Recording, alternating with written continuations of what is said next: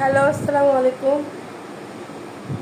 আমাদের দেশে যদি এরকম একটা আইন হইতো, আমার কমেন্ট বক্সে আমার ছবির নিচে এত খারাপ ছবি দিচ্ছে মানুষে, বলার বাইরে। আপনারা কি আজও মানুষের জন্মে আপনারা মানুষের কাতারে পড়েন না? আপনারা জানোয়ার, আপনারা মানুষ নামের জানোয়ার। কিছু লোক এত বেয়াদব।